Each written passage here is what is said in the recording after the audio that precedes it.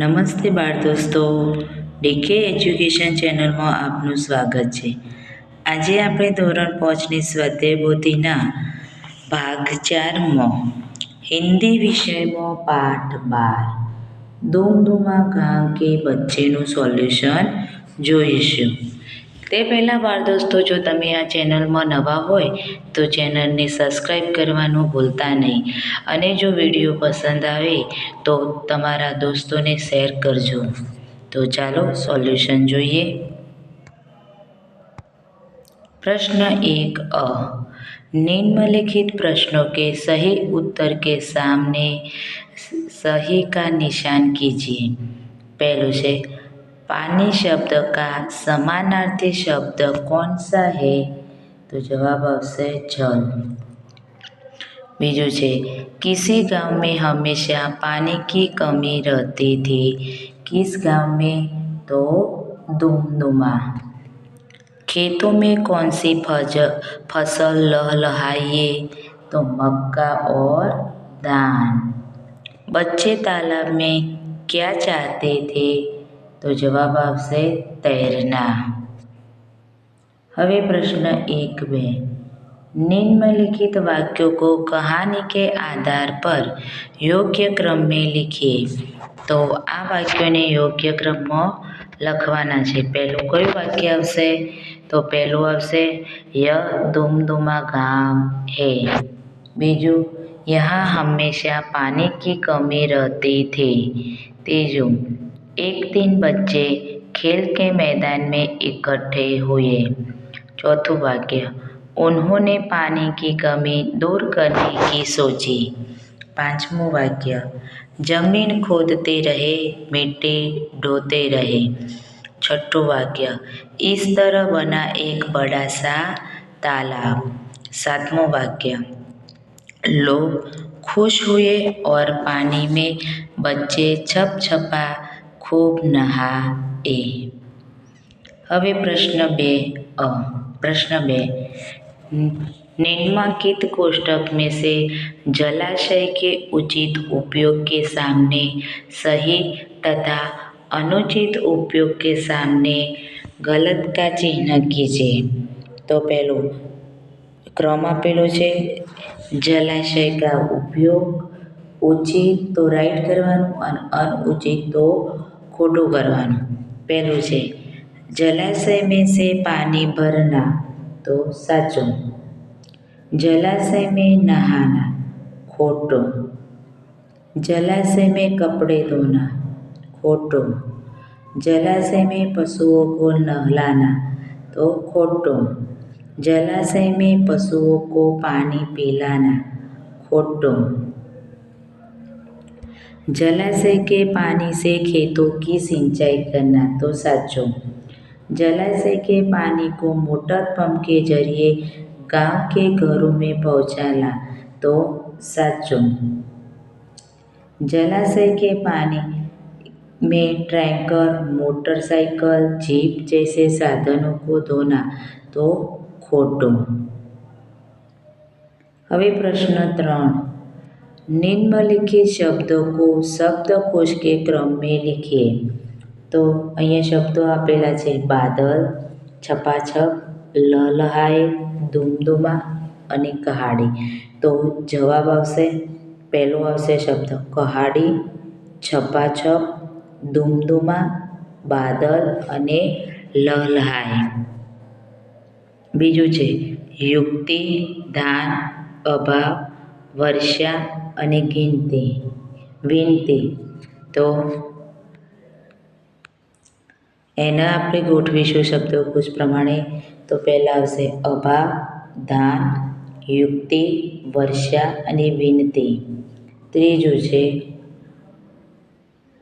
આંખ, અંગ, અંબર, દાંત અને રંગ.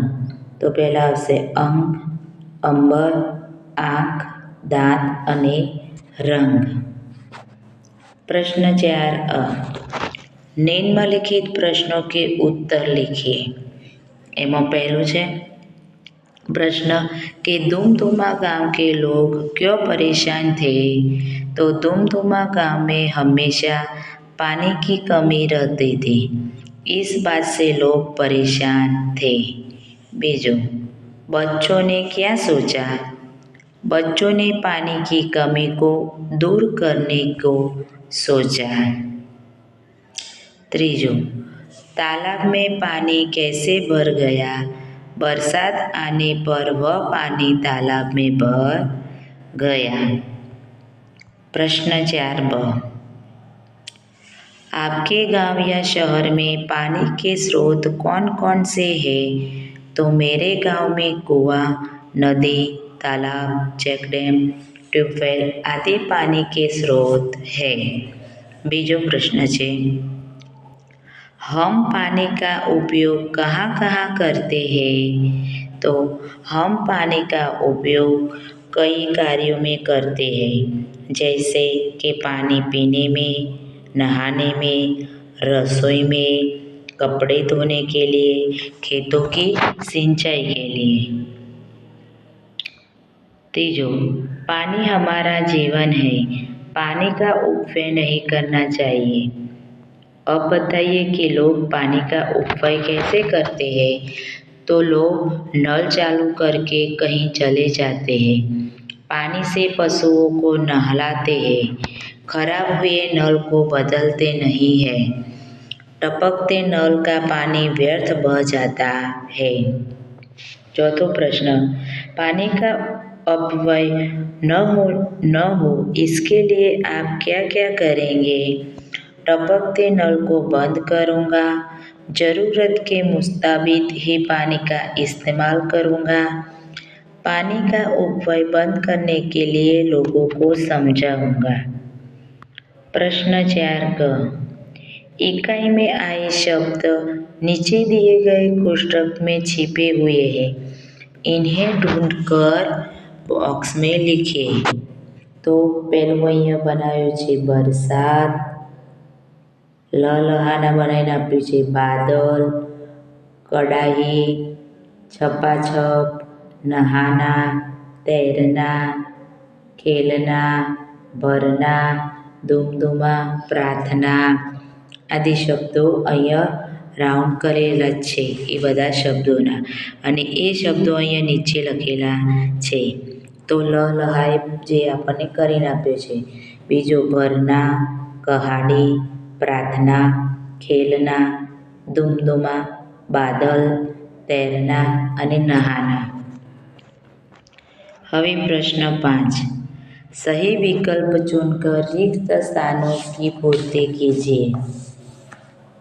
खाली जगह क्रिकेट खेलता हूँ तो मैं, यह किताब हिरन की है, ये लड़के हैं, पानी में मगर है, ये आम के पेड़ है, इन पर बहुत आम लगे हैं, हाथी है, उसका रंग काला है। હવે પ્રશ્ન 6 कोष्ठक में दी गई क्रिया के योग्य रूप से रिक्त स्थानों की पूर्ति कीजिए। धूमधुमा गांव में हमेशा पानी की खाली जगह रहती थी, કૌંસમાં શબ્દ આપેલું છે रहना, तो અહીંયા બનશે रहती। धूमधुमा गांव में हमेशा पानी की कमी रहती थी। बीजું છે बच्चे तालाब में खाली जगह थे, नहानाનો શબ્દ બનાવ્યો नहाते। ત્રીજું, खेतों में फसल खाली जगह रही थी तो लहा रही थी। प्रश्न 6ब, निम्नलिखित विशेषण के आधार पर वाक्य बनाइए। उदाहरण तरीके सफ़ेद, तो एનું વાક્ય બનાવ્યું છે કે ખેત में सफ़ेद गायें चरती है। એમાં પહેલું આપેલું છે કે 4, તો ખેત में 4 ગાયें चरती थी। બીજું છે સુંદર, તો આપણે વાક્ય બનાવીશું बगीचे में सुंदर फूल खिलते हैं। ત્રીજું છે ज़्यादा, गिलास में ज़्यादा दूध है। चौथું છે रंग बिरंगी, बगीचे में रंग बिरंगे फूल थे। બાળ દોસ્તો, તમે તમારી રીતે પણ વાક્યો બનાવી શકો છો।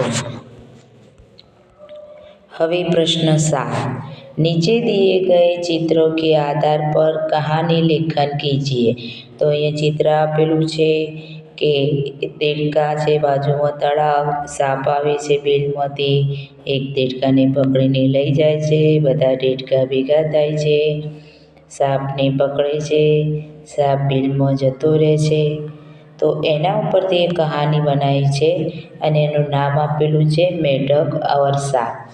तो एक तालाब था, उसमें बहुत सारे मेढक रहते थे। तालाब के किनारे बरगद का पेड़ था, उसकी जड़ में एक बिल था, उसमें एक सांप रहता था। सांप हर रोज किसी न किसी मेढक को पकड़कर खा जाता था। मेढक परेशान हो गए थे। एक दिन सभी मेढकों ने मिलकर सांप से बचने का उपाय सोचा।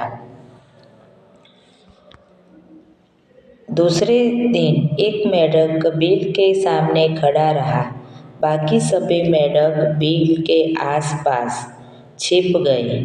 कुछ समय बाद जैसे ही सांप बाहर निकला और एक मेढक को पकड़ा, तभी छिपे हुए सारे मेढक बाहर निकल आए और सांप को पीछे खींचने लगे। इससे सांप घबरा गया, उसने पकड़े हुए मेढक को छोड़ दिया और भागकर अपने बिल में घुस गया। मेढकों की खुशी का ठिकाना न रहा।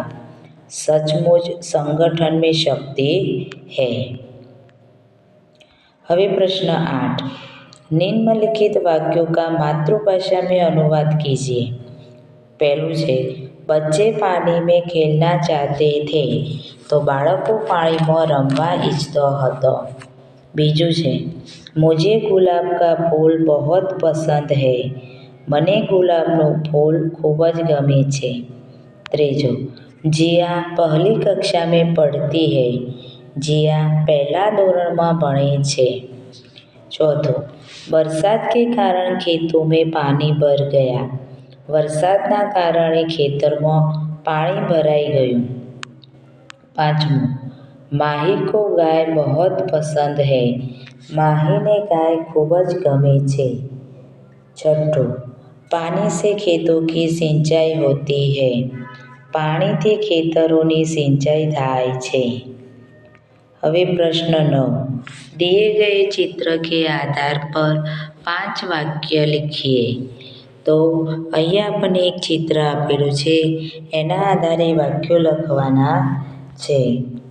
તો વાક્યો નીચે લખેલા છે कि यह एक गांव का सुंदर दृश्य है, सुबह का समय है, सूरज निकल रहा है, आकाश में पक्षी उड़ रहे हैं, गांव में पेड़ और घर दिखाई दे रहे हैं, गांव में एक मंदिर भी है, मैदान में 2 लड़के गेंद से खेल रहे हैं, तालाब के किनारे 2 स्त्रियां कपड़े धो रही हैं, एक बालक खेत के पास खड़ा है, खेत में किसान हल चला रहा है, तालाब के किनारे सुंदर फूल खिले हुए हैं। 9, ઊંચી જોડ બનાવીએ। અહીંયા સંકેત અને એનું અર્થઘટન આપેલું છે। તો ગોળાકાર, તો ગોળાકારનો જવાબ આવશે વૃત્તાકાર, એટલે કે પહેલાંનું આવશે બીજું।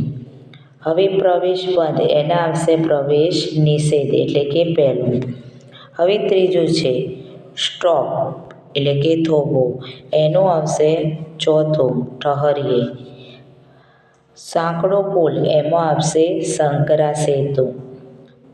સાયકલ માટે પ્રતિબંધ, તો એના માટે આવશે છઠ્ઠું।